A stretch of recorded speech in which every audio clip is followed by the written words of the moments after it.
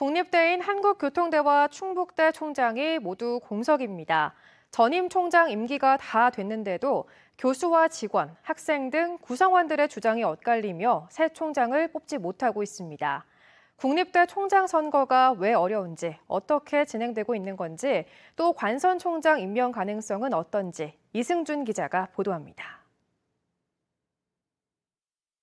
4년제 대학으로 바뀐 이후 교통대의 총장은 모두 7명.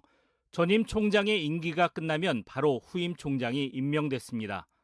그러나 이번에는 석 달째 총장이 없는 상황입니다. 지난 6월 14일 전임 총장이 퇴임했는데 총장 선거를 못했습니다. 교수와 직원, 학생의 투표 참여 비율을 합의하지 못했기 때문입니다.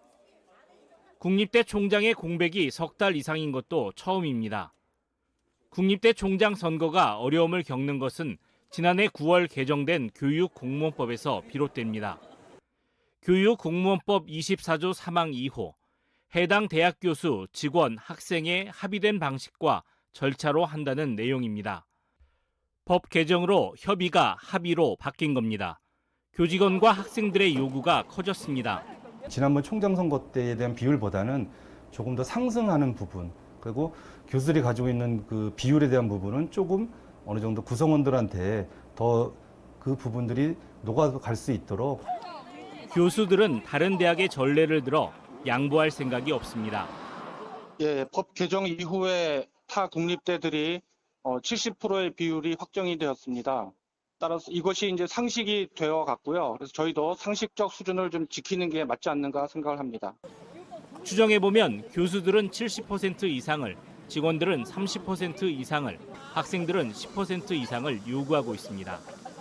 학교에 목소리가 닿을 수 있을 정도의 비율을 원하고 있는데 무리한 비율이 아닌 기존의 학교들이 진행했던 선거에 있어서 비슷한 비율로 약 2자리 정도의 비율을 생각하고 있습니다. 또 다른 국립대인 충북대도 마찬가지입니다. 지난 8월 1일 총장이 사퇴하면서 현재 공백 상태입니다. 충북대 또한 여러 차례 회의를 했지만 교수와 직원, 학생 간 투표 비율을 정하지 못했습니다. 국립대 총장은 석 달 이상 공석이 될 경우 교육부 장관의 제청으로 대통령이 직접 임명할 수 있습니다. 이른바 관선 총장입니다. 교통대의 경우 그 기한은 지난 13일이었습니다. 그러나 교육부는 당장 관선 총장을 임명할 생각은 없습니다. 3개월의 기한은 가급적 지켜달라는 것이었지만 그렇다고 섣부른 개입은 학내 사태를 더 힘들게 할 수도 있기 때문입니다. 무엇보다도 대학과 대학 구성원이 민주적 절차에 따라 자율적으로 결정하길 기다리겠다는 것입니다. 이제 남은 것은 다시 국립대 총장 선출을 위한 구성원의 합의입니다.